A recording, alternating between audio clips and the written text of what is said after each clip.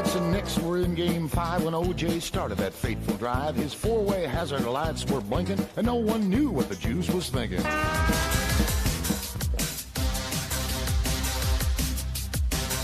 I've been to Reno, Chicago, Fargo, Minnesota, Buffalo, Toronto, Winslow, Sarasota, Wichita, Tulsa, Ottawa, Oklahoma, Tampa, Panama, Mattawa, La Paloma, Bangor, Baltimore, Salvador, Amarillo, Tocopilla, Barranquilla, and Padilla. I'm a killed. I've been everywhere, man. I've been everywhere, man. Crossed the desert bare, man. I breathe the mountain air, man. I've traveled, I've had my share, man. I've been everywhere.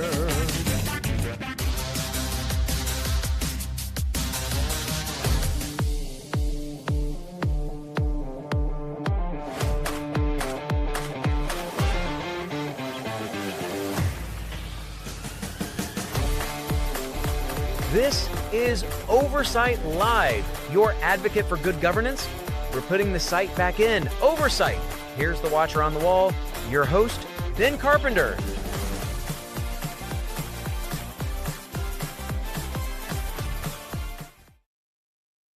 Hey, good evening, everyone. Welcome to Oversight Live. I am Ben Carpenter, your host. If you're confused by the links, yeah, we had a little glitch there. I don't know what it is. The gremlins running around in the ether here shut down my camera just as I went live. Bizarre. Anyway, we're up and running.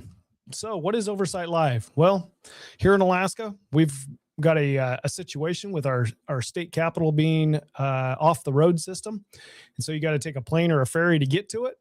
And that is cost prohibitive, both in time and money for most Alaskans. So I'm going to bring relevant content to you since we can do that nowadays.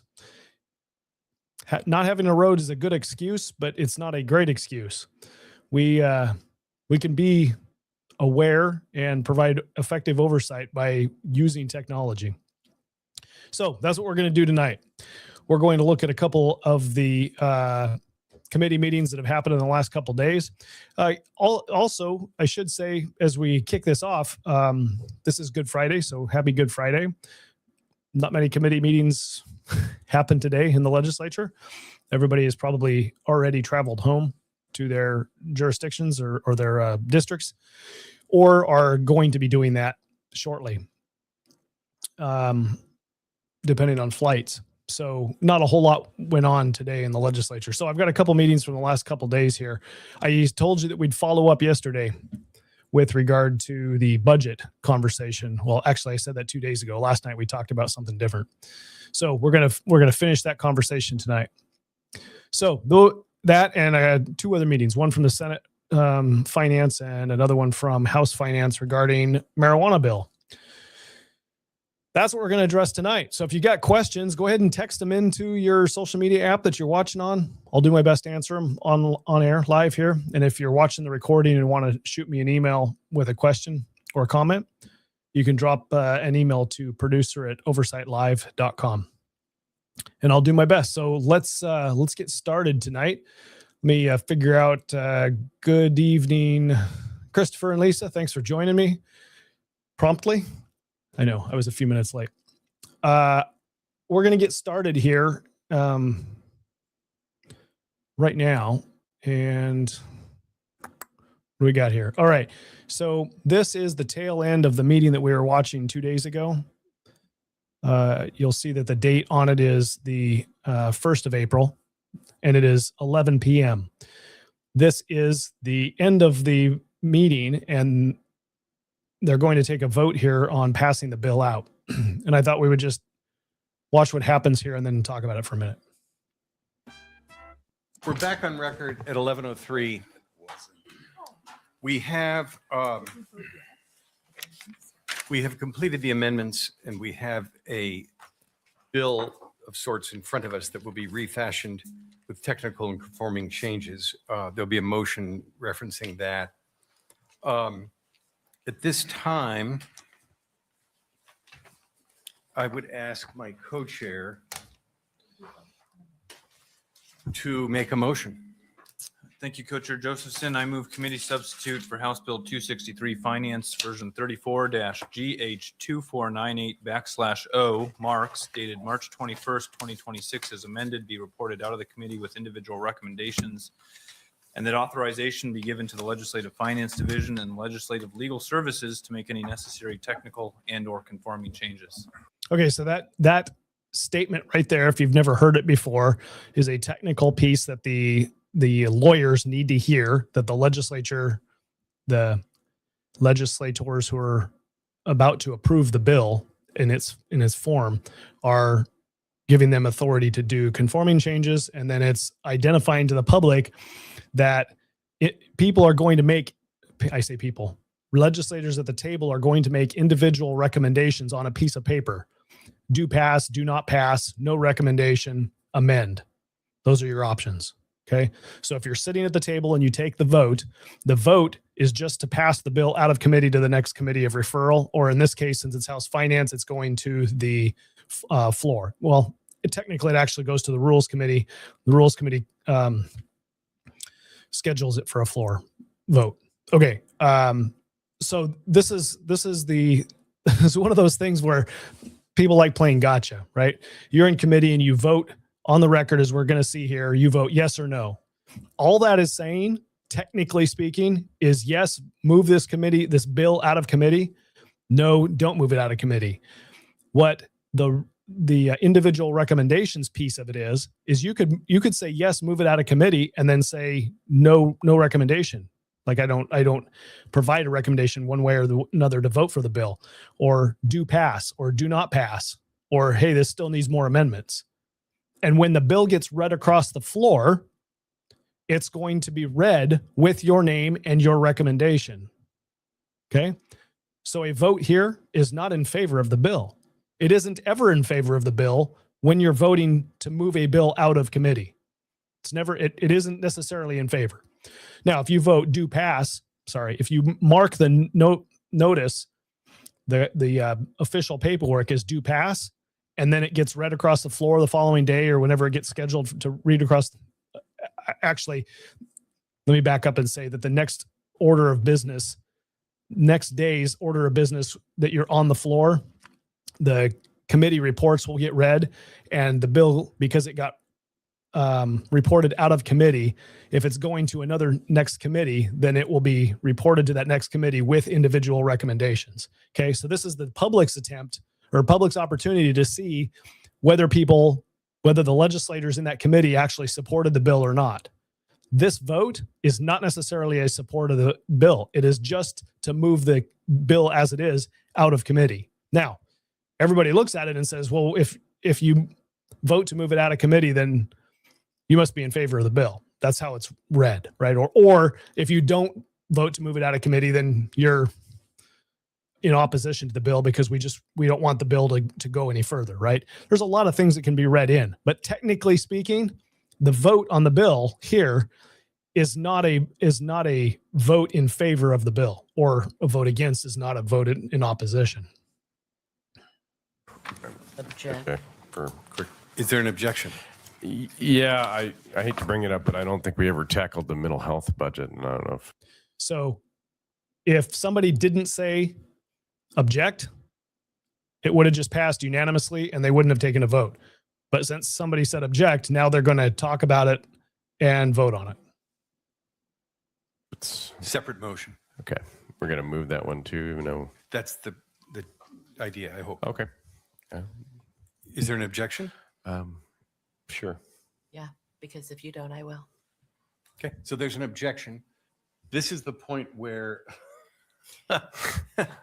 we could all spend many minutes talking about what we think of No talking. version O as amended. And it's not required. I made a promise. Is there any comment about it? Okay. Look forward to the discussion on the floor. All right. Joe, will the clerk call the roll on the motion as made? Representative Allard, No. Representative Galvin, Pass. Representative Jimmy, Yes. Representative Stapp. No. Okay, so I'm going to pause here for just a second. Representative Galvin said pass.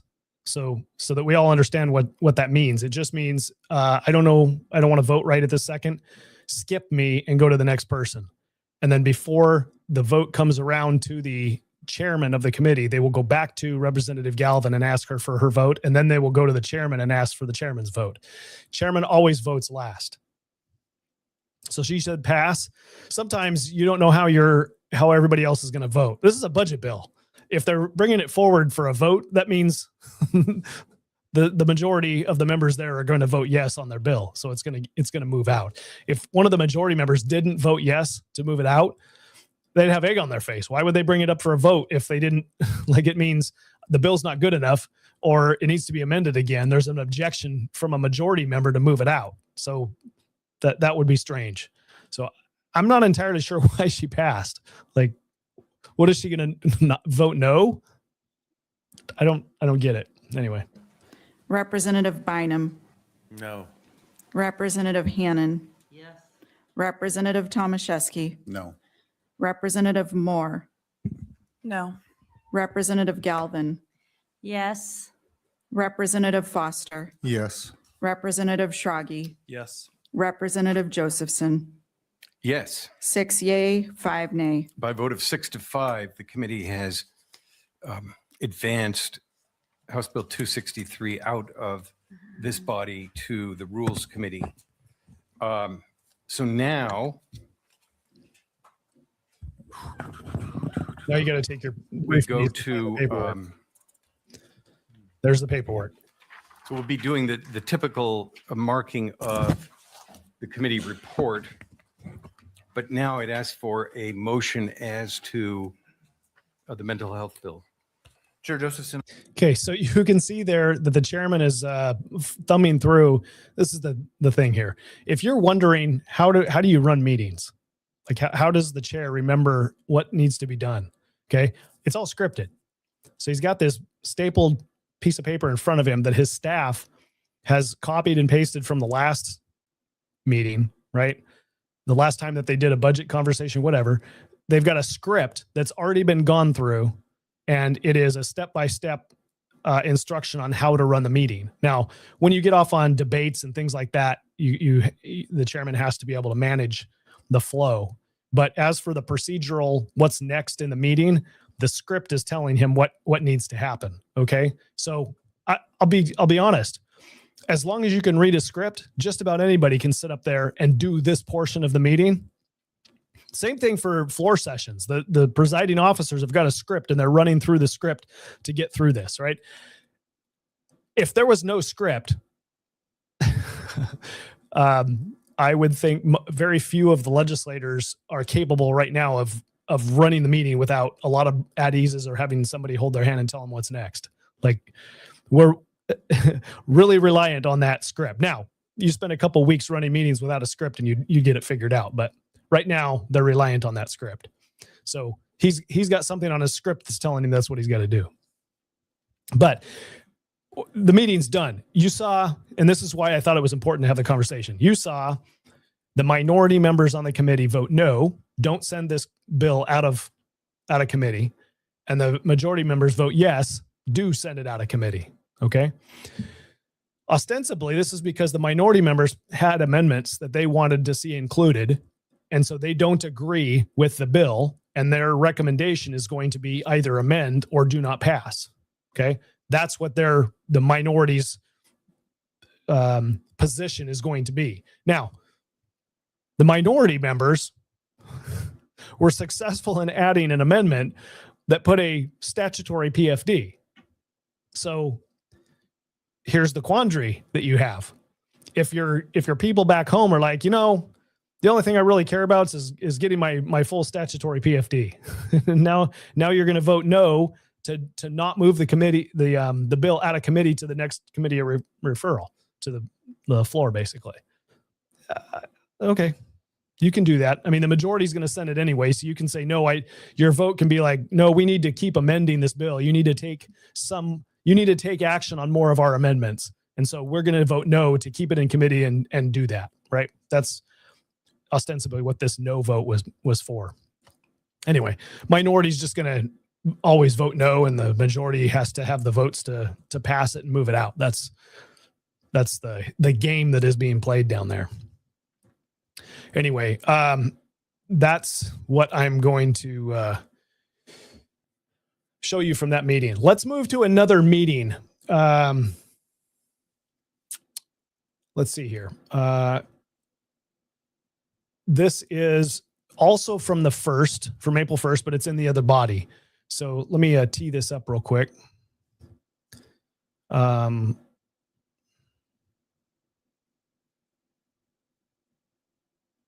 it is. Okay, so let's get rolling. This is discussion about a bill that is changing the draw from the permanent fund. Third item on today's agenda, which is 274 permanent fund POMV available for appropriations. This bill was first heard on March 12th. We took public testimony, reviewed the fiscal notes. At that time, no amendments were forthcoming. I invite Senator Stedman to reintroduce what Senate Bill 274 does to the committee. Thank you, Mr. Chairman. Senate Bill 274 takes the 5% appropriation limit on the permanent fund, Mr. Chairman, and it ratchets it back to 4.9, then 4.8, 4.7, 4.6, and then lands on 4.5% of the fund value for the appropriation. And what the intent of this bill is, Mr. Owen has a delayed effective time starting in 29, FY29, which will, can we have brief eddies? Brief eddies. Let me fast forward here because we do not have to wait. We do when it's a live meeting.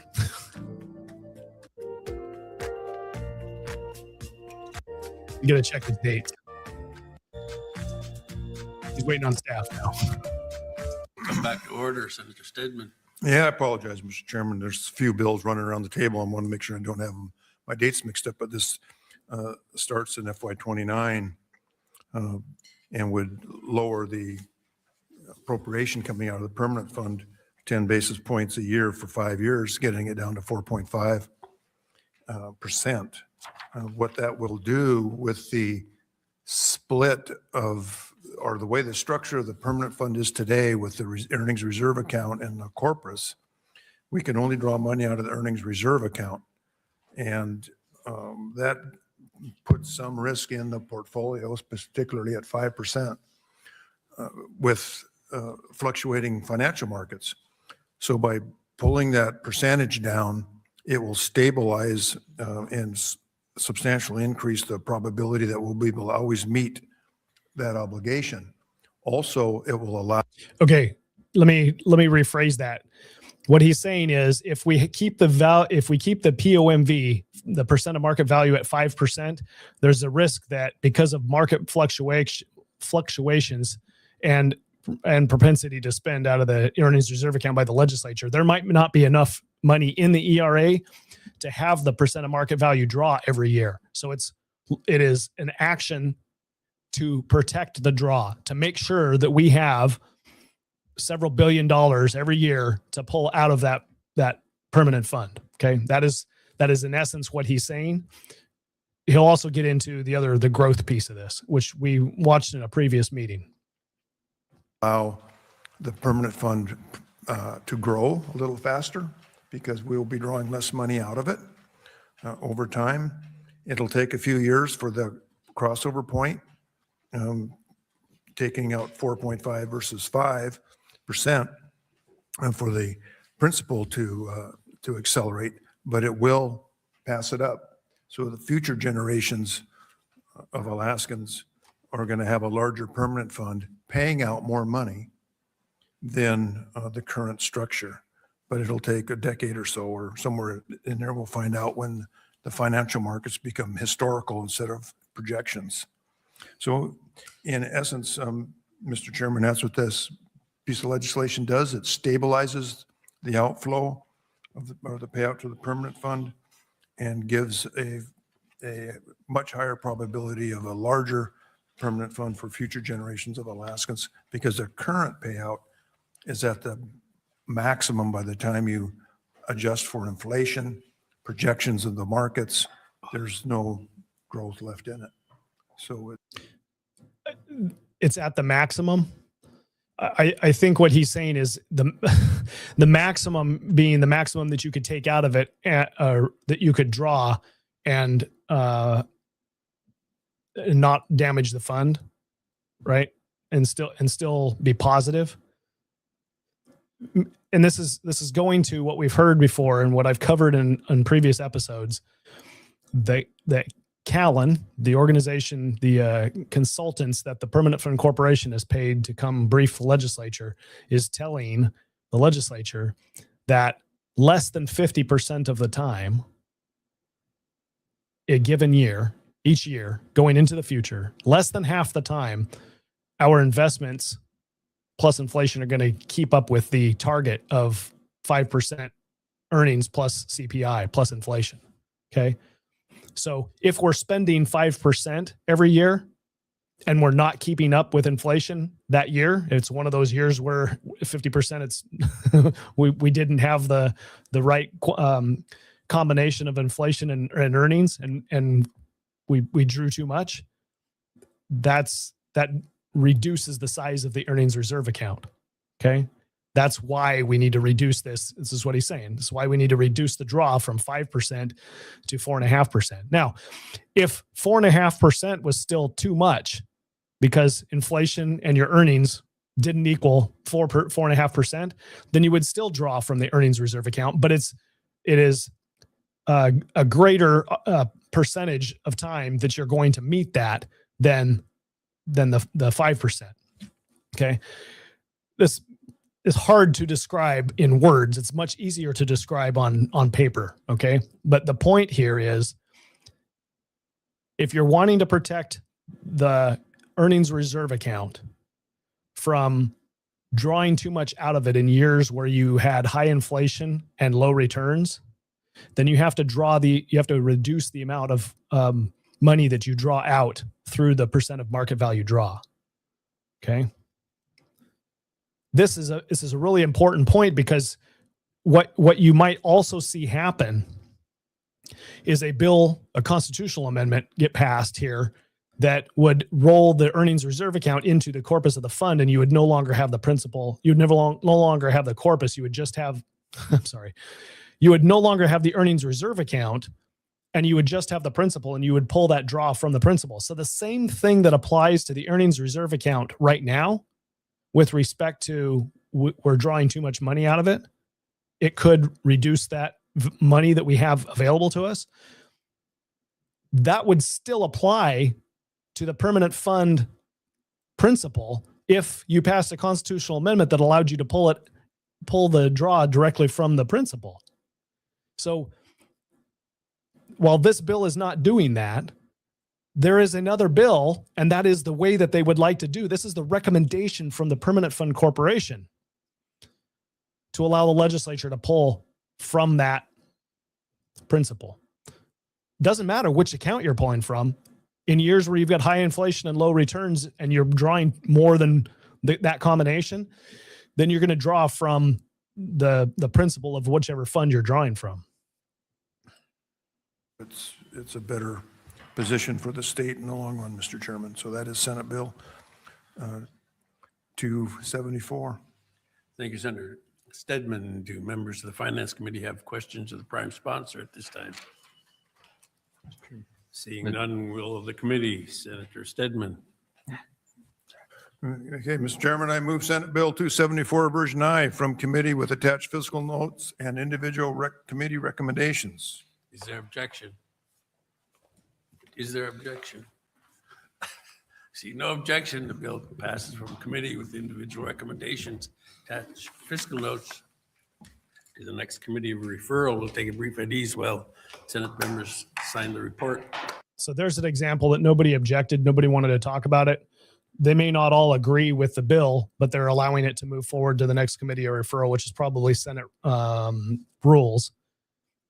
for an up or down vote on the floor. Well, it is. It's not probably, it is, because Senate Finance is always the last committee before it goes to a floor vote, if it's a finance related bill. Okay, so now you have from the House, you've got the budget bill that's going to be going up for a vote probably next week at the earliest. And then in the Senate, you're going to have a vote on lowering the the percent of market value draw from 5% to 4.5% over a 5-year period starting in fiscal year 29. Okay. The other thing that people need to realize is if you start drawing less out of the fund, less out of the earnings reserve account, that puts pressure on the amount of money you have to spend on things, right? Because you're drawing less money. So you're hoping here with this waterfall or this step down approach over taking a 0.1% away. So it's 4.9, then 4.8, the following year it's 4.7, the following year is 4.6.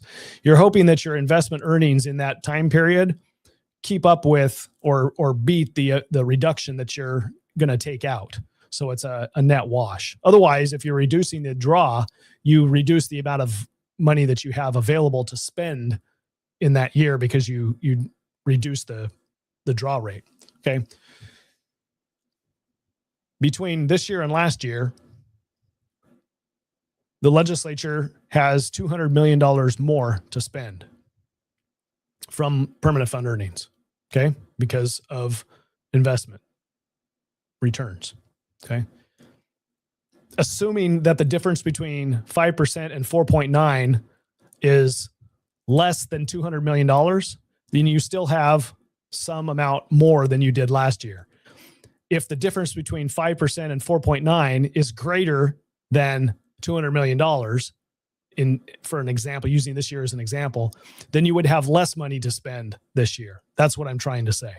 So projections, I think, from what we saw from previous meetings, are that even though you're stepping down in your draw rate from 5 to 4.9, because you continue to grow your earnings, you're actually going to see a little bit more money every year, even if your draw rate is slightly smaller.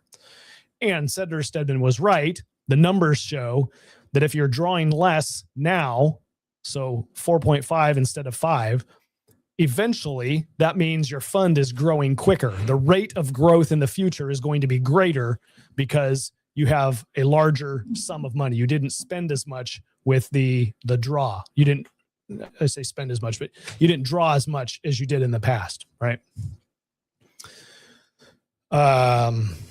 Anyway, so that bill's going forward. And I have one other bill that we're going to broach tonight.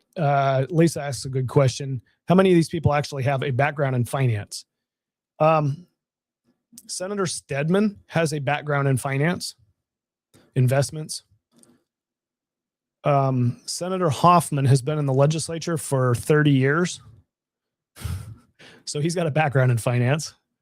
I think that's about it on this committee.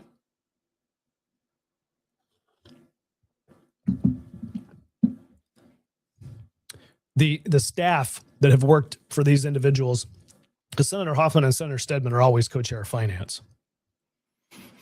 Last legislative session, the roles reversed. Senator Stedman was the operating budget chairman and Senator Hoffman was the capital budget chairman. And then this session, the second session of this legislature, they reversed the roles. Okay. Swapped roles. So they've been doing this many, many years. Do they have experience in the private sector with finance? Senator Stedman does. I am not clear. I am not sure whether Senator Hoffman does or not. Good question. You do not have to have, there is no technical requirement for a legislator to get onto the finance committee to have any sort of finance experience.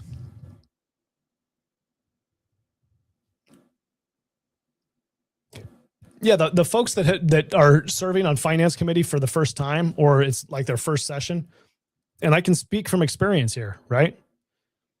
I had no finance experience, and my very first session in my very first committee assignment in the legislature was on House Finance, and I spent 4 years on House Finance. I loved it. I did not think I was going to. I thought I wanted to be on Resources Committee, because natural resources, it matters in Cook Inlet, and that's where where I represent. Well, when we started getting committee assignments, it was clear that because I was low man on the totem pole for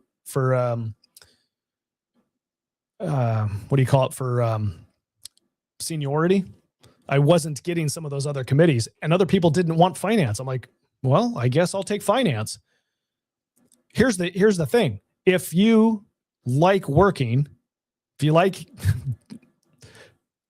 finance committee members meet a lot. They meet a lot. When I say a lot, I mean a lot. Every day, well, let's say most every day, finance committee is meeting at 9 a.m. Even on days that they have a floor session, they may do an hour's worth of work before floor session starts. And then they meet in the afternoon. So you are meeting and talking finance twice a day, every day. And that's all you do. In the House, in the Senate, senators have other committee assignments because they got fewer senators. But in the House, your committee assignments, if you're on finance, that's all you do is finance. There are times when we take public testimony on things where we're taking testimony all day or many hours. You start at 1 or 2 in the afternoon, and it's 10 o'clock by the time you're done taking public testimony.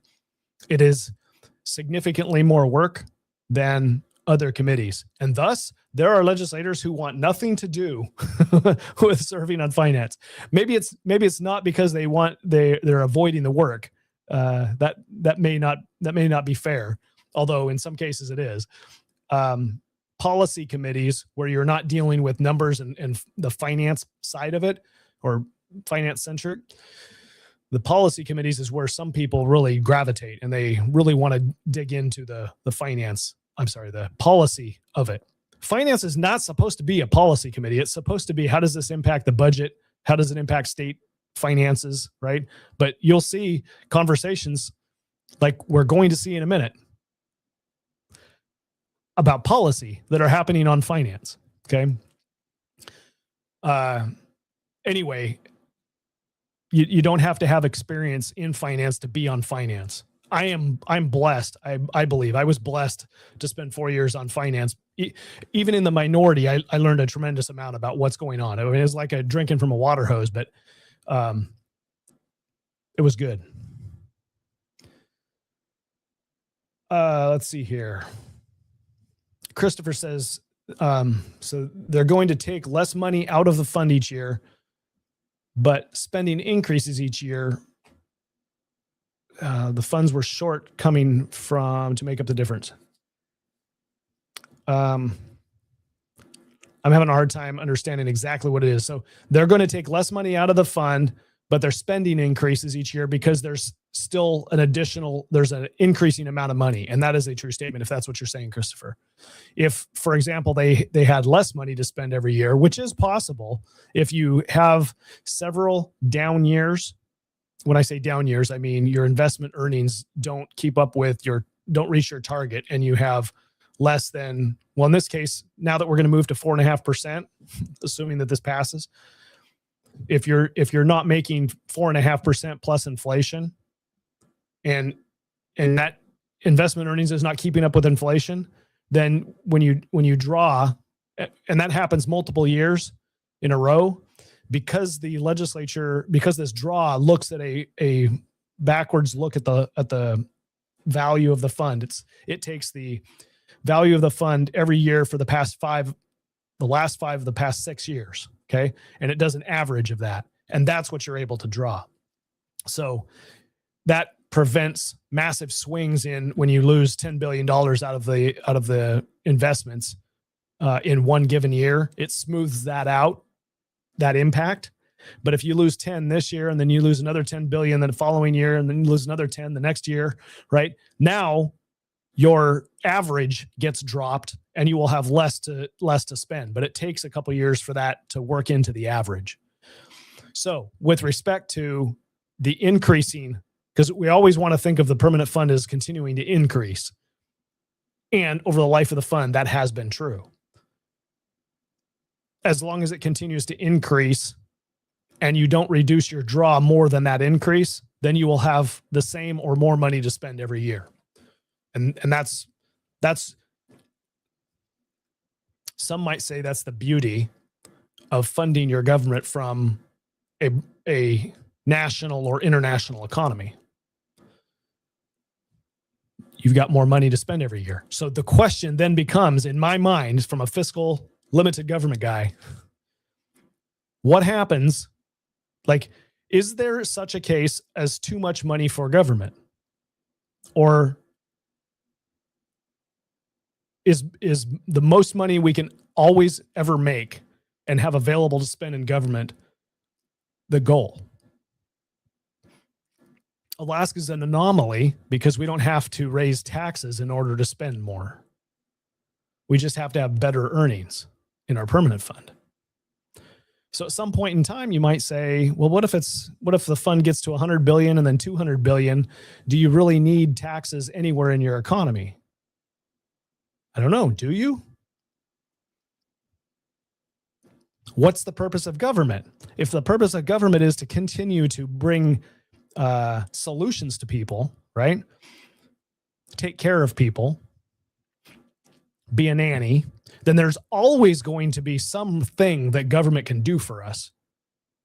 And therein lies why you always end up with taxes, regardless of whether your investment earnings are good or not, because there's always somebody, and in any given year, you can have a majority of them that are thinking this way.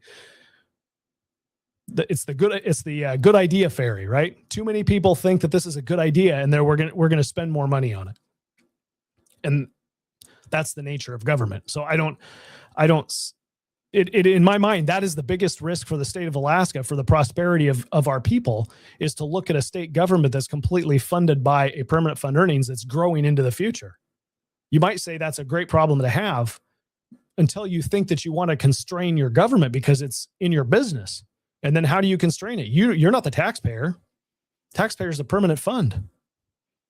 It's funding the government. Yay. Except if you don't want big government. Okay, let's jump. We're going to go back to House Finance.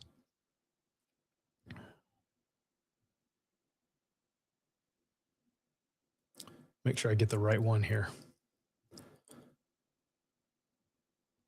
Redo this. Okay. No, that's the wrong one. There we go. Okay.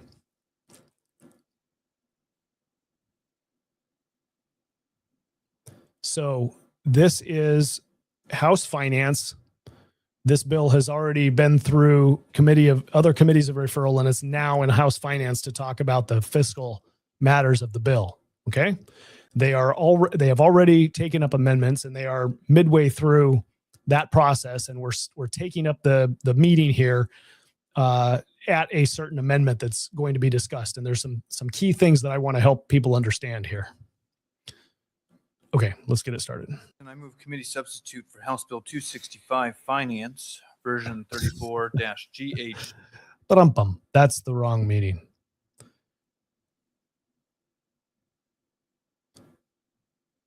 Sorry about that.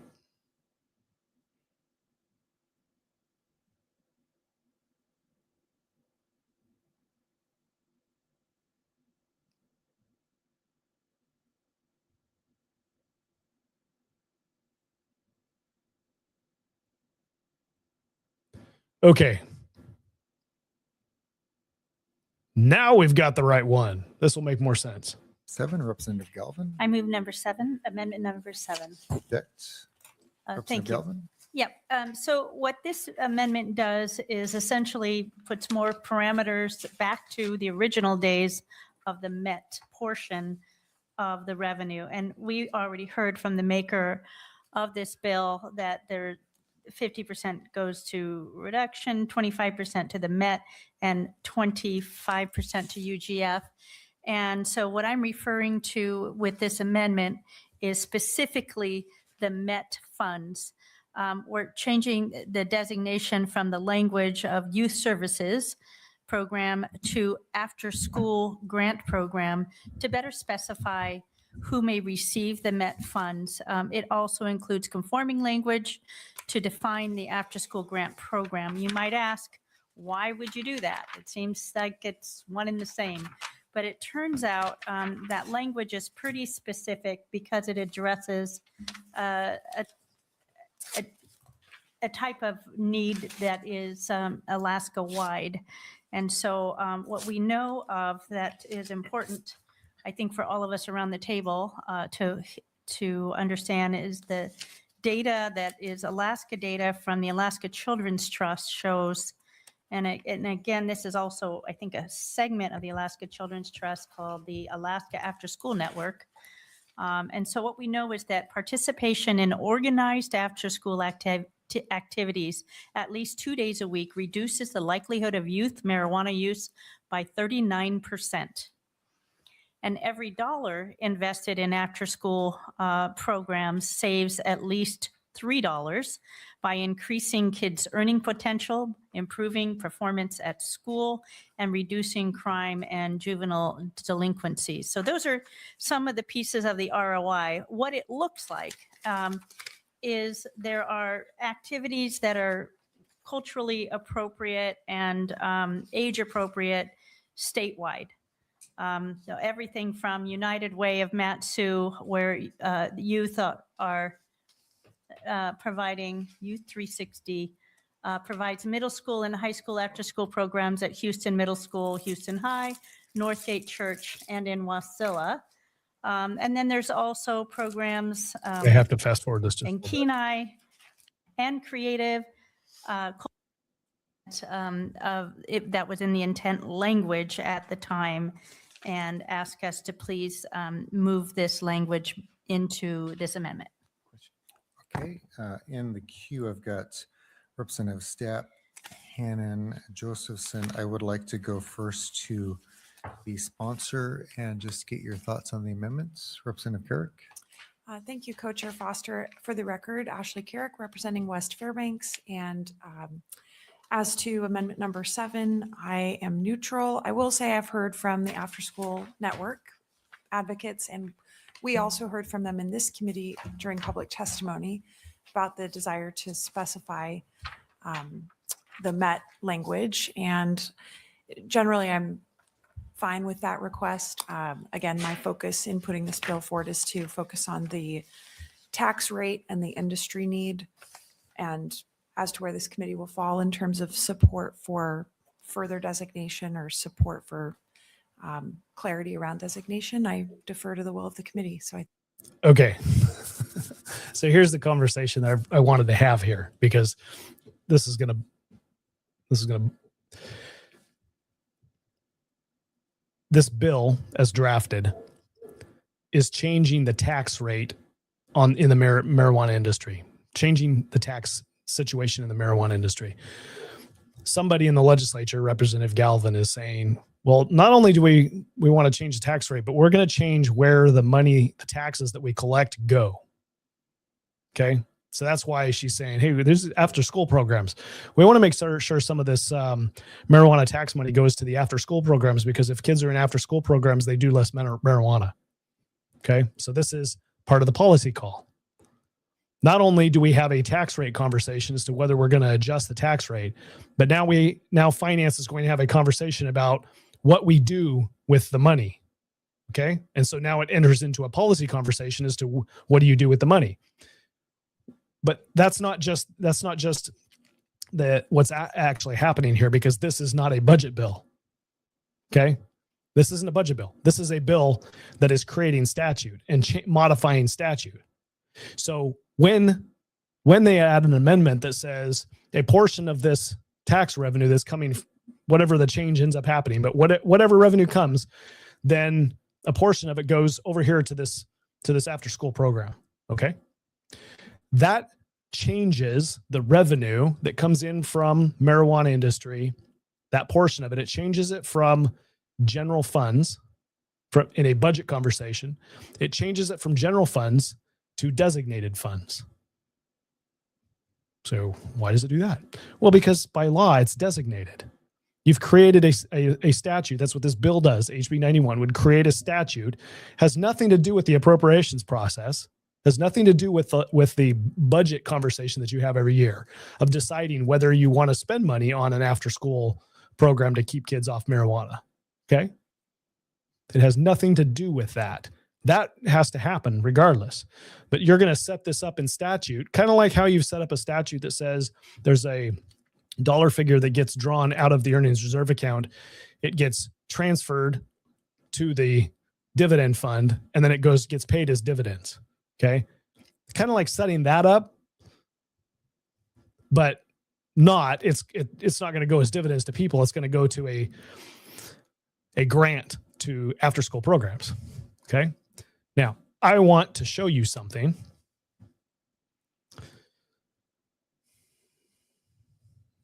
Some of you might recognize this. I guess I should scroll up and show you what it is. How crazy of me to want to bring this up, but this is the Constitution of the state of Alaska. You can go look at this. It's ltgov.alaska.gov, or in your search bar you can just say Alaska Constitution, and it's usually the first one that comes up. Okay, so we're going to scroll down to the part of the Constitution that talks about finances, natural resources, finance, and taxation. Okay. Taxing power. The power of taxation shall never be surrendered. This power shall not be suspended or contracted away except as provided. Okay, so we're talking about the government has the power to tax. This is the dedicated fund clause. The proceeds of any state tax shall not be dedicated to any special purpose, except there is an exception to this. You can't dedicate the funds except as provided in section 15 of this article, or when required by the federal government. What is section 15? That is the permanent fund. So you can dedicate funds with regard to the permanent fund. At least 25% of all mineral lease, royalties, rent, sale proceeds, federal minimum revenue, sharing payments, and bonuses received by the state shall be placed in the permanent fund, the principal of which shall be used only for those income-producing investments specifically designated by law as eligible for permanent fund investments. All income from the fund shall be deposited in the general fund unless otherwise provided by law. And that's how we get our earnings reserve account, because by law, we created an earnings reserve account to capture all the earnings. Okay. There's nothing here that talks about dividends, permanent fund dividends. It's not in the Constitution. It's not required of the legislature to spend, to do that. Okay. The law says so, but the Constitution doesn't. What the Constitution does say is that no state tax shall be dedicated to any special purpose. So here's what the founding fathers were worried about. They were worried about special interests coming in and squirreling away portions of general funds that would just get put into a program. And every year the formula says this is the money that goes to that program, and it would just continue in perpetuity. And what the drafters of a constitution, and again, this is a left-leaning constitution, but the drafters of the Constitution said, no, every year we want all programs, all funding, except for the appropriations going into the permanent fund, to have to battle each other. And the legislature have to decide every year what gets funded and what doesn't. If they wanted to make it easy and create formulas, allow the legislature to create formulas, then it would have said so in here. It would have said what it says down here in the permanent fund clause, unless otherwise provided by law. So the dedication of funds could have said here, no tax shall not be dedicated to any special purpose unless by law. Okay, something to that effect. But it doesn't say anything about that. It does not authorize the legislature to create laws that pigeonhole revenue to specific programs. That is what this clause says. So what has the legislature done? Well, the meeting that we were just watching, that meeting was a conversation about taking marijuana tax money, not in a budget bill, not in an annual appropriation, taking that tax money and dedicating it. But we're not calling it dedicating. Did you hear Representative Carrick? She said designating. So we designate it to that fund, to that after-school program. Okay, so we just changed the word. The legislature just changed the word to designate instead of dedicate, because we're not allowed to dedicate funds, but we can designate funds. So what does that mean? Practically speaking, from what everybody in the legislature understands and all of the staff in the state, it just means that if the legislature chooses to do something different with that money, then they can do something different with that money. So if they're putting something into law that says a percentage of the taxes raised from the marijuana industry, a percentage is earmarked or goes to this after-school program, okay? You could put a formula in place and say, whatever money comes from X tax, some tax, oil taxes, or any tax, or if it's just comes from the general fund, and a certain percentage of this goes towards education. Okay, it's a designated fund. It's skirting what the framers of our Constitution tried to prevent. Because now you've got law that says, well, you're going to have X percent of your revenues already earmarked for education spending. So then what is the practical effect of this? Well, when you come into a budget conversation at the legislature in your House Finance, you're going to be presented with general fund expenses. And then you'll see on another line, designated fund expenses. And when the administration comes through, you're not really ever talking about the designated fund piece, because that's by law. It just happens by law. So we never really scrutinize it much. What we scrutinize is the portion of the money available, not designated fund, general fund. We scrutinize what the general fund is. So here's the thing. If you're a pro-government person and you want to see government programs created, you get a designated fund created. You put it in law. That way, it takes the money, it's still in the general fund, it's still going to get spent just like it would if it was general fund, but it gets an earmark, it gets labeled as designated funds because it's designated by law. And so that just happens. It's on a different line item on the budget sheet. We have a different conversation in the legislature about it because it's not general funds anymore, it's designated funds. And it doesn't garner the same scrutiny as all of the spending requests from general funds.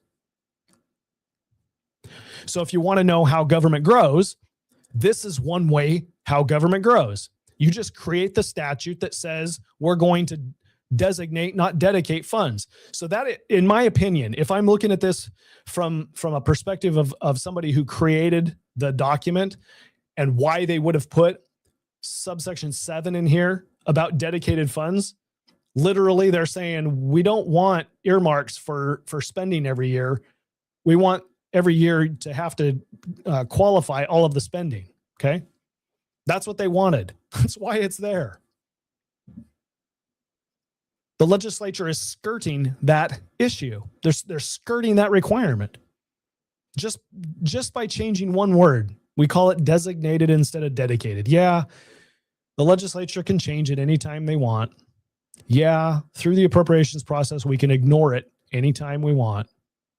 But we're going to set the system up so that as long as we can have the discipline to follow the system, then it works. It continues funneling the money towards that program. What do you think the base student allocation is for education spending? Base student allocation, it's not in the Constitution. It's a law. The education lobbied the legislature some years back, many years back, and said, you know what, we really don't want to fight over education spending every year. And everybody looks around, they're like, yeah, we really don't want to fight over education spending either. Oh man, can you imagine that fight every year?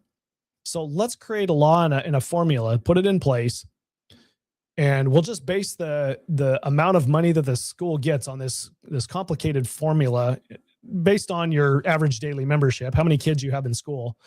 And then the dollar figure that comes out is the dollar figure through this designated funds that gets appropriated in the budget. And we just don't have to think about it. We don't have to argue about it. It just happens. Okay? Just happens. Well, that's what the Constitution was supposed to prevent from happening.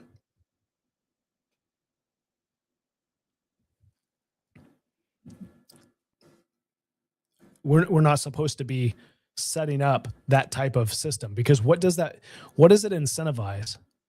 It incentivizes setting up spending of money and then not providing oversight, not worrying about it. The program, it's like a fire and forget. We can fund it and forget about it. It invites waste. It invites misuse because nobody's scrutinizing. There's no conversation that says, hey, you know what? We appropriated $100 million to education through this base student allocation. How was it spent? Do we need to appropriate that amount or more or less next year? We don't have that conversation because the formula is just going to cause it to happen on a different line number. And the legislature is going to focus on the general fund expenditures every year. Designated funds just kind of gets appropriated.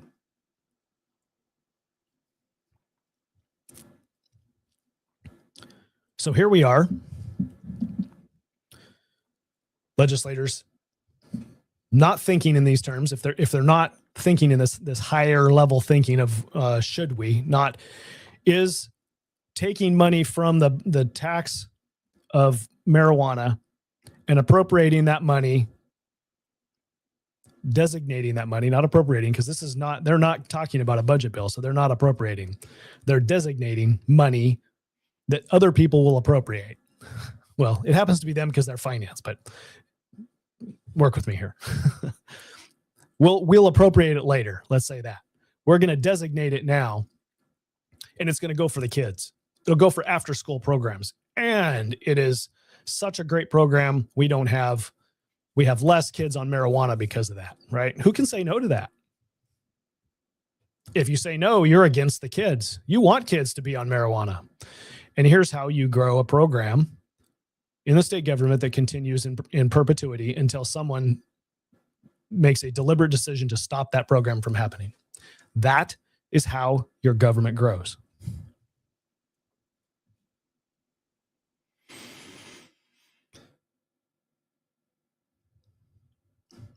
Lisa, you're going to have to explain. Lisa, I am slow tonight.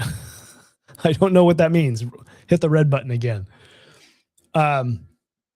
That's it in a nutshell, folks. I wish that I had a better, let's see what happened. Let's go back to that meeting because honestly, I don't remember whether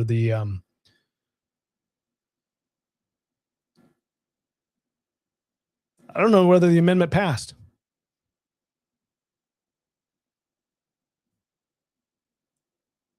I thank the sponsor of the amendment for bringing it forward. Okay, thank you, Representative Stepp. I got, I think, two questions for the sponsor of the amendment, co-chair, through the chair to Representative Galvin.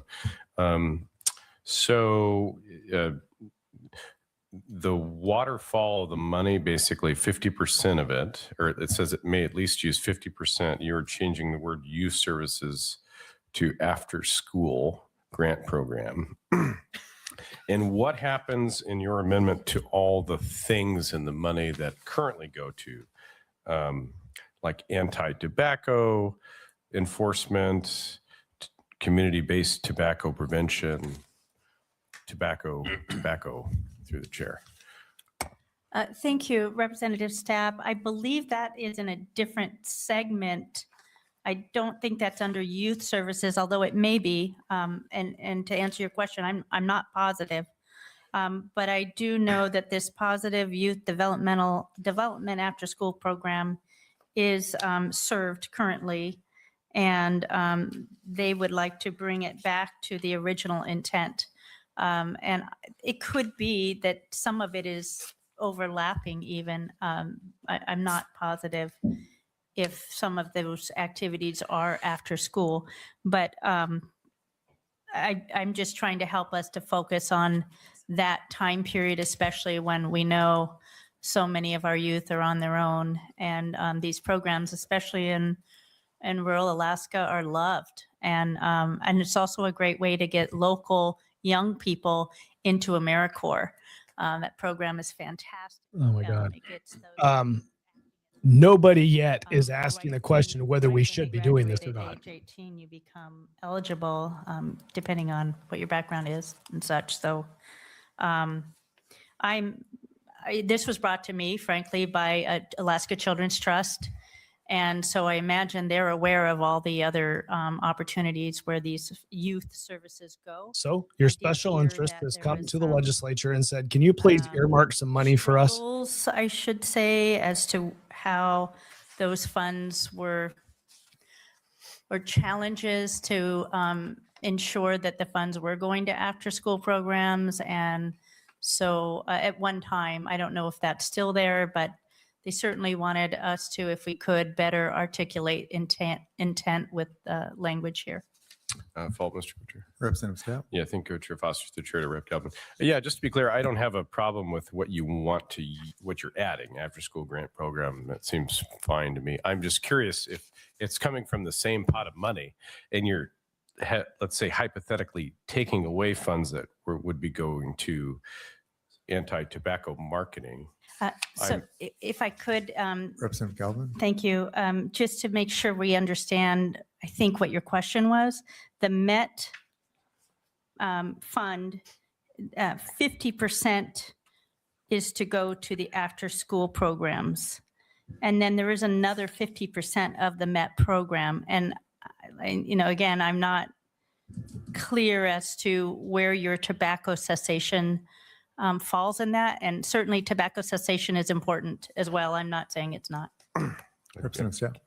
Yeah, I was going somewhere. But, Yeah. Sorry about that. okay. I apologize. No, I'm just saying it's all the same statute that you're amending, right? So I'm just trying to make sure I understand where the money is going. So I think what you are saying, and maybe the sponsor can weigh in to see if this is correct, that if this bill passes, 50% of the money is going to be directed toward this purpose, which is an after-school program for kids. That's how I read the amendment. I just want to look to the sponsor through the chair. Representative Carrick. Thank you through the co-chair to Representative Stapp. So if this amendment passes, not the underlying legislation just yet, but if the amendment passes, 50% of the current MET funds, which are already designated towards youth service grant programs, would be designated towards after-school programs. It's not 50% of the revenue, it's 50% of the MET fund. And then the other 50% of the MET fund is already, as Representative Galvin mentioned, further designated. And I believe, as someone who used to be a salaried employee from a grant that was provided through MET funds, I believe that's completely separate part of the MET from the current amendment, which is. Okay, so I very quickly just asked Grok what this is. What is the MET fund? Because I was not familiar with the MET fund. What did that is titled? What that acronym is the Marijuana Education and Treatment Fund per Grok. Okay. It is a fund. It is a. This is funny. Oh, I wish. Well, I could show this, but it doesn't matter. Grok says it is a dedicated account in the state's general fund that receives 25% of the revenue from Alaska's marijuana excise tax. So 50% of the excise tax found in AS 4361010. 50% goes to the recidivism reduction fund. And that's primarily Department of Corrections. 25% goes to the general fund and 25% goes to this Met fund. So what Galvin is saying here is, I want the money to actually go to the after school programs from the Met fund. And Representative Stapp is saying, well, you know what? There's smoking cessation or some sort of smoking programs that are funded from this funds too. So if we take it from them, how are we going to fund those programs? So this is basically the legislature fighting over some money and which special interest gets this tax revenue for a dedicated account or a designated fund or a designated account. It's in total contradiction to the whole, the prohibition against this activity of earmarking money to specific funds. We need to find out if this amendment passes. It's just focused on that youth services grant. And follow up then. Representative Yeah, Stapp. thanks for clarifying. So we'll dig down back on the difference between youth services and after school and changing that language. What are youth services currently? Because I know what the amendment is changing it to, but what are currently the youth services that we're taking the money away from, through the chair? Representative Galvin.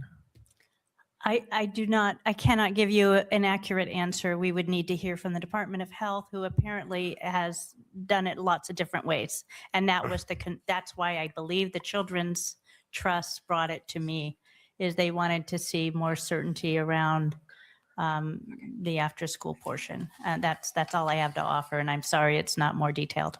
That's okay. And just to clarify, I don't have a problem with the amendment. I just want to make sure I understand it. That's all. Sure. Representative Carrick, no. Mr. Relay, no. Okay. Representative Carrick. Thank you, Mr. Co-Chair. I don't believe, and it would require additional follow-up, which is another reason why I'm neutral on this amendment at this time, but I don't believe we're actually taking away from any current service to provide additional for any new service. My understanding is, from talking to the advocates, is that we're just better clarifying where the money's currently going so that it continues to go there. Primarily in this case for after school programming. And I will stand corrected at some point in a future hearing if I was wrong about that, but that's my understanding about what this amendment's trying to do. Okay, Representative Stapp, is that the conclusion of your? Probably what she's saying, if I understand correctly, and to her position, the statute doesn't direct money to the after school program. The statute directs money to the department, and the department has chosen to put it towards the after school program. The special interest says, well, that means the department can just choose not to give it to us. So can we have the statute changed so that they have to give it to us? Which now you're 100% getting into a dedicated fund. The whole point of why we have a prohibition against the dedication of funds. This entire waste of time, this entire conversation is a waste of time for the legislature. They should not be doing this.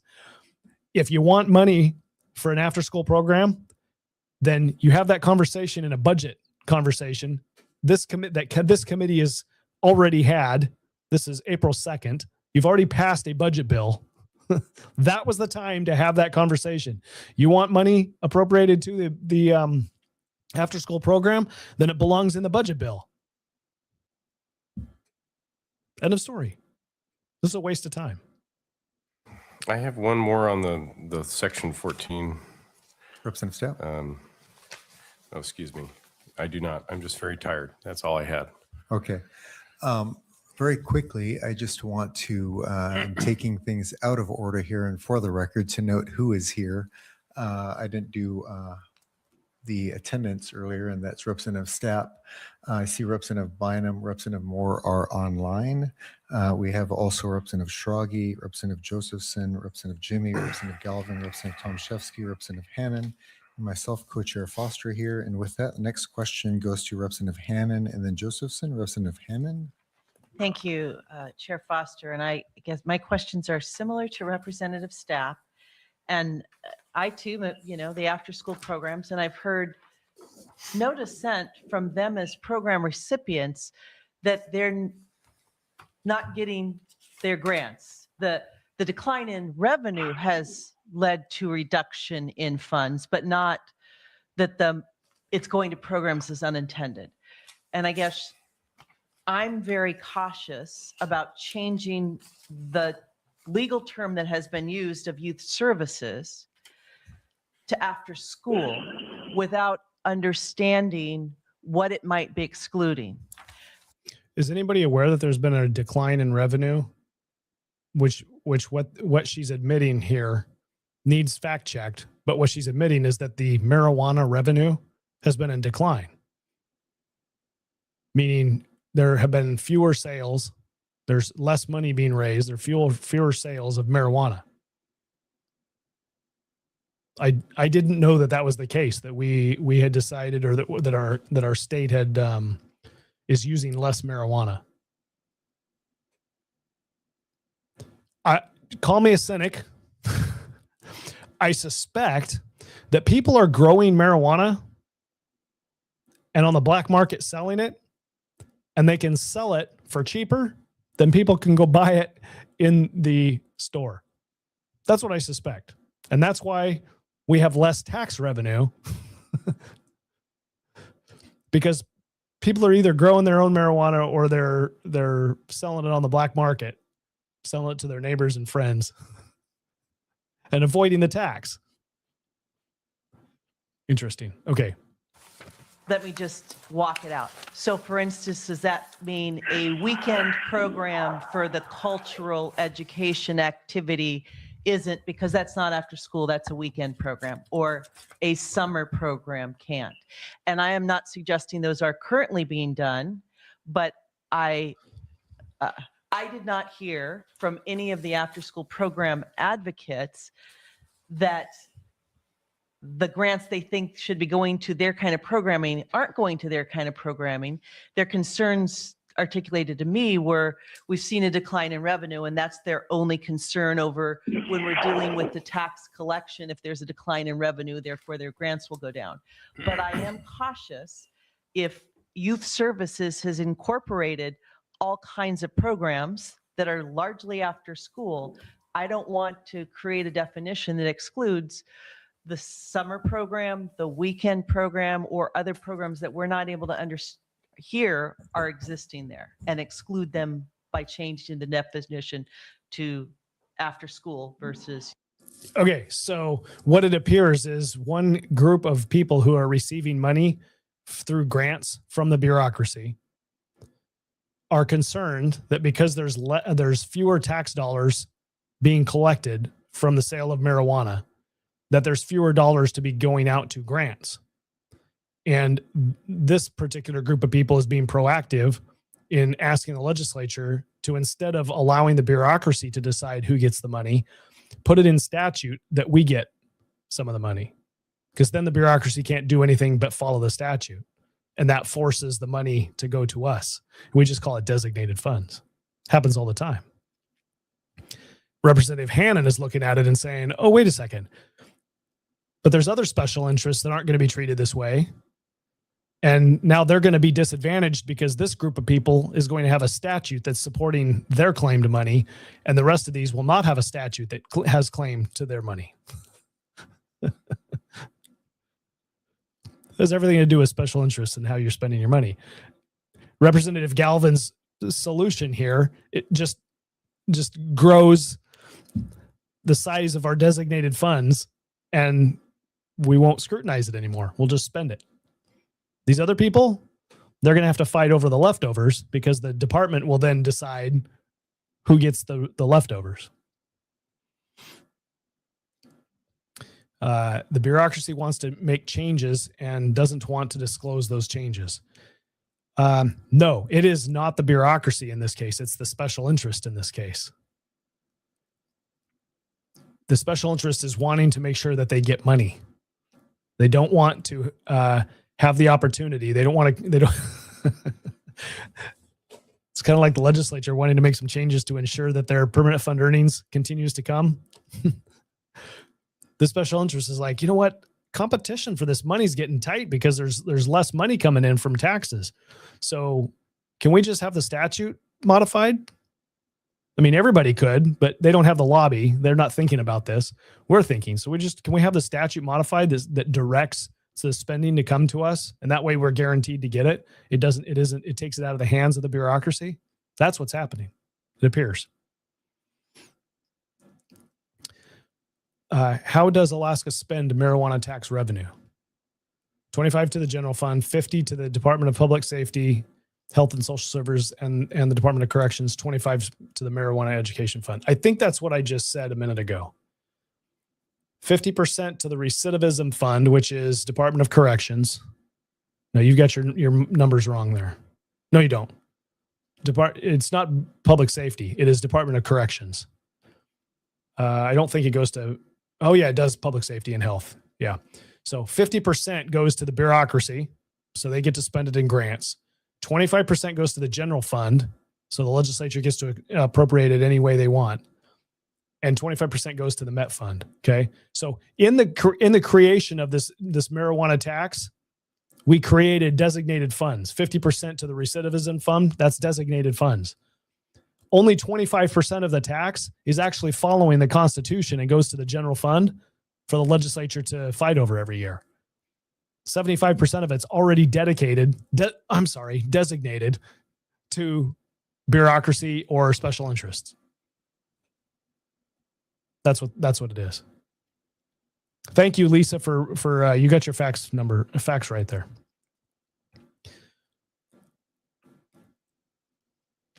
Marijuana tax revenue is $25 million, Lisa says. Yeah, so you can do the math on, one quarter of that is what the state gets to fight over. We're not going to fight over the 75% because it's already going and earmarked and designated to special interests or the bureaucracy, which is what it shouldn't be. Youth services. Okay. Representative Galvin, any reply to that? I'm going to do my best to reply. I think that the reason the Alaska Children's Trust brought this forward is that youth services can mean all sorts of things. It could mean even things that one maybe wouldn't expect, like, let me see if I can come up with something. A music program during the day that maybe isn't something that's an amendment to something that's happening during the school day. I think that after school programming is sort of a well thought of kind of umbrella of activities and time period. So, I'll be honest, I'm just sort of trusting Alaska Children's Trust to have a very well-rounded assessment of all the different things offered to children. And that made sense to me, that they were concerned about the many ways that does get, like, to your point, you're trying to keep it general and they're worried that it gets too general and then it goes in lots of different directions, as I understand it. So I'm right. in this regard. Alaska Children's Trust, who's probably got lawyers and people that are able to make sure that the legislature does what they want them to do, right? They've got the ear of a given legislator, and the other grant recipients, maybe they're smaller and they don't. So we're going to ask the legislature to consider changing the statute that ensures that we get our money, so we don't have to compete with everybody else. That's what we just heard. Oh, we also heard, I really don't know what this is doing. I'm just kind of trusting the special interest that they know what they're talking about. Yeah. And so I was simply trying to help them bring the language to be more specific around that age group and hopefully around the activities that, like they've said, is is making a clear difference with regard to reducing the likelihood of youth marijuana, making a clear difference in terms of performance at school and even attendance at school, and crime and juvenile delinquency. This group seems to have a handle on the studies of what's happening in Alaska. They've got a lot of, they use, I think, the youth behavioral YRBS data, youth YR. It's for a good cause. Okay, you're very well familiar with We that. can So dedicate, we can use that sort of designate data this to fund help track, for, all it's of because it's for a different good programs cause. that happens. All of the And I'll others, leave it if at they that. were up and having the same conversation here, if they were asking for the same treatment, we would be able to say, well, it's for a good cause, because it's always for a good cause.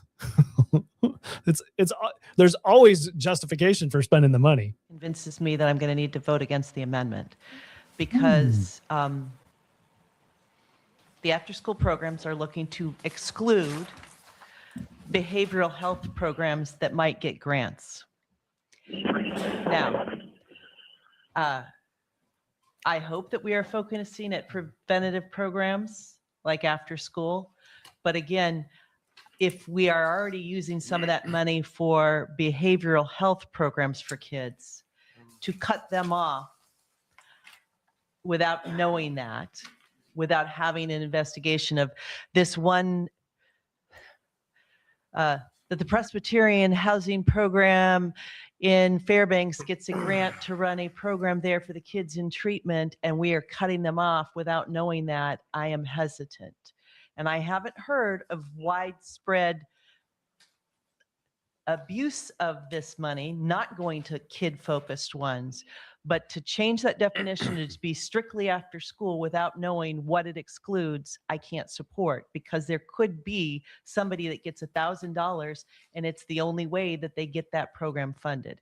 So, and I wish, because the after-school advocates, I met with them, and I'm a big fan of the Alaska Children's Trust, and I do think that much of this is after-school programming, that we want to keep kids occupied. But you know, anytime someone is advocating for, I need my turf to be absolutely defined in a way that protects me, my concern is why?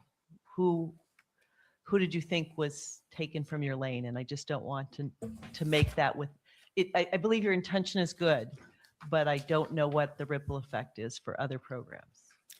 Representative Galvin, I'm wondering if maybe in your wrap up you can come back to this. Absolutely. Okay, thank you.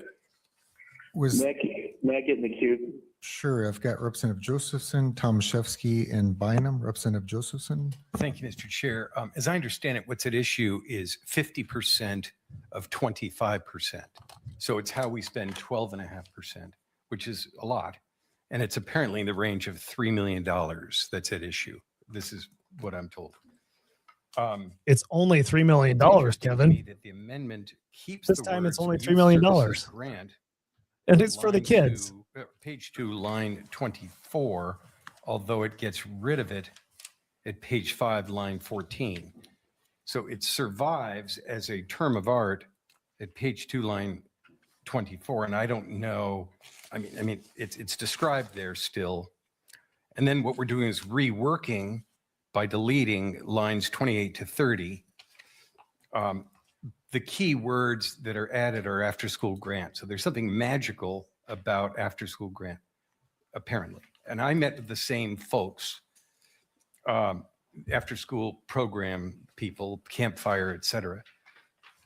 I said, do you have an ask? They said, no, which I sort of liked because I'm operating budget chair. But then they mentioned this MET redesignation. And I just, for the life of me, can't tell, as Representative Hannan and Representative Stapp noted, who's going to miss out on the $3 million. That's the part I'm concerned about.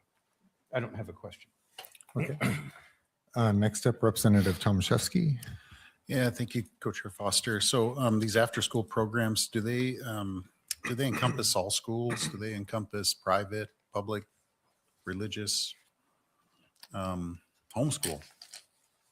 Representative Galvin. Thank you for that question, Representative Tomaszewski. I can't tell for certain, but I can tell you that Northgate Church in Wasilla, it seems to be one of the, they are serving 2,200 youth in 35 different programs. And so for this organization, it seems as though it's open to, so they're grantees, and I think that they would be applying.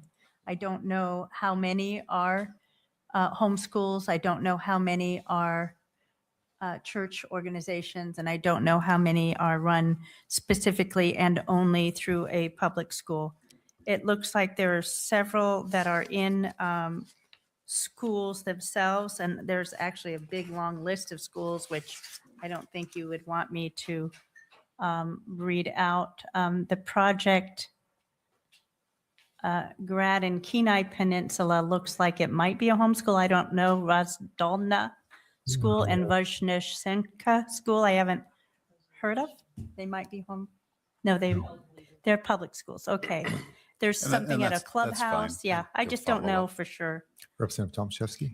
Yeah, so I'm kind of against the whole designated funds out of any fund. I think it just really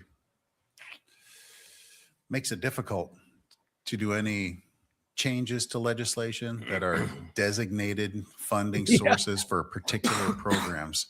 If they are great programs and they are highly sought after and highly needed, I think they should be able to stand on their own and be able to get into the budget Appropriations but process. to designate funds from any particular tax or anything, I think is just, it makes it difficult to make any changes, because then all of a sudden you have to take in consideration all the different funding of all the different programs that are tied to this funding. And I think it's makes it more difficult and complicated than it really should be. So, And that is why the Constitution has a prohibition against dedicating funds. You can call it designated funds all you want, but in reality, you are dedicating the funds to a particular reason. And that is why it's prohibited in the Constitution. This legislature and the system we have established is broke. It is broke.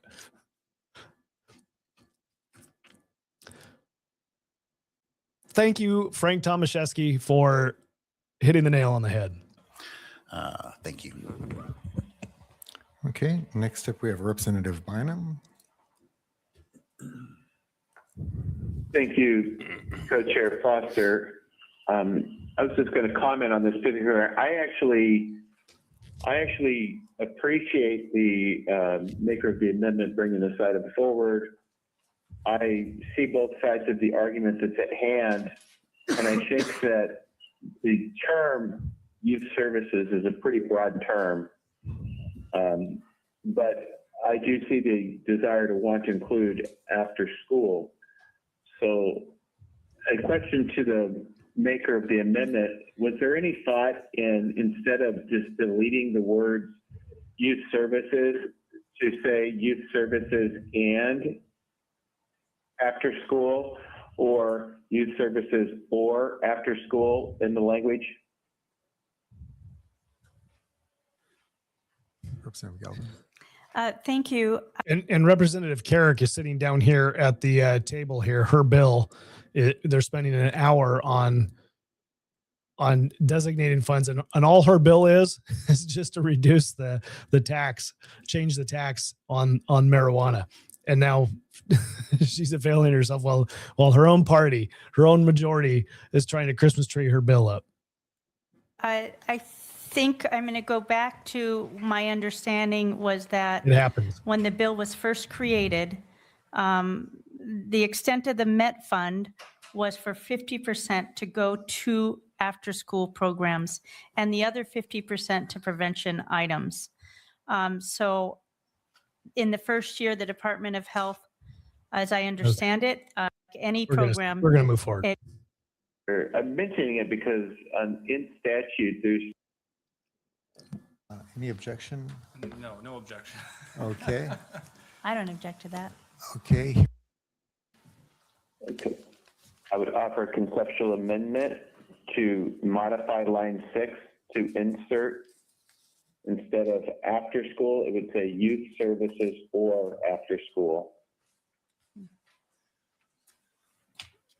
Okay, any objection? No objection. Okay, I don't object to that. okay, hearing no objection, the conceptual amendments to amendment number 7 has been adopted. So that brings us back to the main motion, main amendment. So just for a technical thing here, recognize that that was a conceptual amendment, which means that it's not written down anywhere. He just spoke it into the record. And Representative Bynum is on the phone. He's not even in Juneau, or at least he's not even in the room. Okay. So a legislator can call in to a meeting and participate by phone and amend legislation over the phone. They do not have to physically be there in order to do that. Now, he cannot vote on the bill. So if they call the bill and they want to move it out of committee, he cannot be part of the vote to approve it, to move it out of committee. And I don't know whether he can vote. I think he can vote on the amendment. We're going to find out. Representative Shraki. Co-Chair Foster, thank you. Yeah, I didn't object to the conceptual amendment because I guess I appreciate what the sponsor is trying to do with this amendment. I don't know if I'm too tired or what, but I'm not able to wrap my mind around what exactly what we're doing is and what the implications are. I'm a big believer in incremental progress, and I think this bill is incremental progress. And I'm not at a place where I understand this well enough to be comfortable with it. And I think I'm going to be opposed to the amendment really in any form. We could maybe take more time to understand this better, but I suspect that the bill sponsor would probably prefer to keep this moving. And I'm just not able to wrap my mind around this. That we get half, again, we're talking about 25% of the overall funds. Half of it We goes. already know what's going on. Yes. Representative Hannon. No. Representative Jimmy. No. Representative Galvin. Yes. Representative Stapp. No. Representative Moore. No. Representative Shragi. No. Representative Josephson. No. Representative Foster. No. 2 yay, 8 nay. So on a vote of 2 yay to 8 nay, Amendment 7 as amended is not adopted. That next takes us to Amendment number 8, Representative Josephson. I will not be offering at any time amendment in this lifetime, Amendment 8. Okay. Yay. Amendment 8 will not be offered. And that takes us back to Amendment number 2, which is rolled down to the bottom. Representative Josephson. I move Amendment 2 briefly. Jack? Representative Josephson. I'm not going to advance this, but I am a little troubled by the language at page 5, lines 13 to 16. For some of the same reasons have just been. Okay, sorry. I didn't stop and clarify. That amendment that we were just spent an hour on failed. There was only 2 people that voted for it. So it went down in flames. Now we're on to, given the time left in the meeting, probably the last amendment. It's been discussed. It says that the department can use, it may use, so it may not use. All right, that's a lot of discretion. Up to 50% of 25% on youth services grant programs, community-based marijuana misuse prevention components of that program. I guess I'm not going to pursue this because it seems like they can do that now under existing law. I just don't think that it sort of comes back to the same issue that Rep. Hannon and staff were talking about. I don't know if this cuts out folks who are doing great work now. I just can't determine it, but I'll withdraw it. Okay, amendment number 2 has been withdrawn. Yeah. Are there any further amendments? Seeing none, is it the desire of the committee to advance the bill? I would entertain a motion. Representative Shragi. Make sure I have the right one here. Yes. Could please call the roll? Representative Galvin, Yes. Representative Jimmy, Yes. Representative Hannon, Yes. Representative Stapp, No. Representative Tomaszewski, No. Representative Josephson, Yes. Representative Schragi, Yes. Representative Foster, Yes. 6 yay, 2 nay. And so on a vote of, we missed the folks online. Can't vote to move it out. Oh, yeah. Oh, thank you very much. That's a There good you go. point. We're all getting a little, So you're allowed to vote on the amendments, but you can't vote to move the bill out if you're not physically in the room. This goes for bathroom breaks or other personal reasons why you might step out of the room. If you're not there when the chair calls the roll for the vote, you don't get to vote. And if you come back in, you don't get to vote. Now, if you come in and back in before the vote is taken, then yes, you can. But afterwards, you can't come back and sign the paperwork and say you were there. That doesn't work. long in the day, long in the night, yesterday and long in the day. Okay, so with that, on a vote of Bill's gonna 6 move out. yay to 2 nay, House Bill 91, which is version 34-LS is Okay, so let's see here. I don't want to end specifically on this because that would be rude. I don't know what House Bill 91 does specifically about the marijuana law. So let me just jump over here really quickly and we'll see if we can't figure this out together. There we go. So you want to look up the bill. House Bill 91. Let's see how fast my internet is. Okay, bam. All right, so go to the full text. Actually, let's go over here to the documents. Quickly look up. I'm looking for the sponsor statement. This is for version N. Let me go back to the full text. Which version are we talking about here? Version N. All right, so we can go back to version N, sponsor statement, and this is what the sponsor wrote to help describe what the bill is doing. Sometimes it's easier to see exactly what the bill for a big picture, what the sponsor's saying, but sometimes it also is not the complete truth.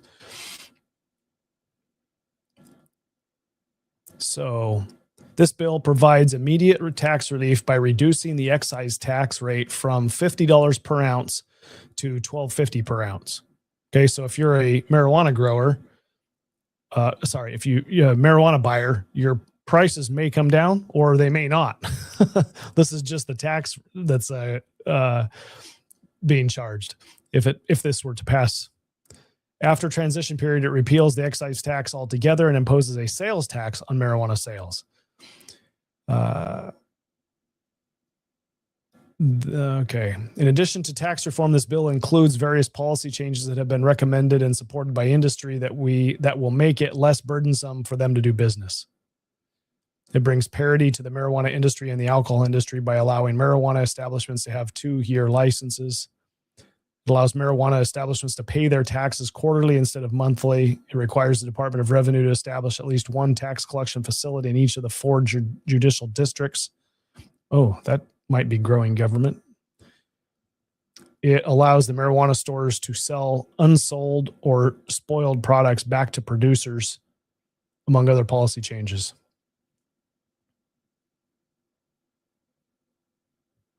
Okay, so that's what it does without reading the actual bill. So if you wanted to read the bill and see it, you just click on that little icon there, and then you've got the bill here to read it. Yeah. Okay. So eventually it changes, it reduces the tax and then changes the tax to a sales tax, which is what the industry has been asking for. So, I mean, if you reduce the tax, then you're going to put a downwards pressure on price, and you'll put a downwards pressure on the black market, on the price that the black market can get for the same product as well. So interesting. Okay. that is some of what has happened in the legislature. You got two big things that have happened. The budget bill passed the House and will go to the Senate. They'll take it up. Obviously, Senate Finance is going to take up the budget bill here shortly, starting next week. And then, well, if they didn't already, we did. We had probably a technical session today. So, Wednesday. Yeah. So they'll take it up next week. And then the House will now have to address, the reduction of the POMV from 5% to 4.5% still has to be voted on by the Senate, and the budget bill still has to be voted on by the House. So the House will vote on theirs, the Senate will vote on theirs, and then next week those two bills will swap houses and go through the committee process in each one of those houses. So those two big bills, and then I don't know what's going to happen with the marijuana bill. It'll go to the House floor for a vote here next week, and then go to the Senate, and we'll see how fast it moves through the Senate process. It is now the first week of April, and mid-May is when the end of the legislature is. So they've got 6 weeks or thereabouts to get that bill through the committee process in the Senate. And there's hundreds of bills ahead of it. So we'll see whether the marijuana industry gets tax relief this year.